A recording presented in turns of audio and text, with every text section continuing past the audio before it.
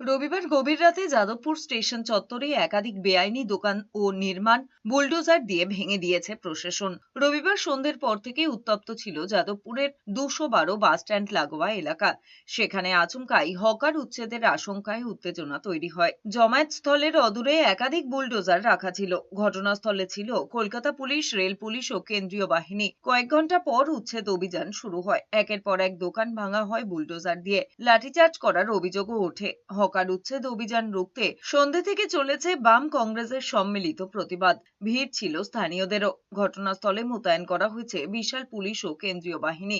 বসানো হয় ব্যারিকেড। আটক করা হয়েছে সিপিএম নেতা সৃজন ভট্টাচার্য সহ অনেককে।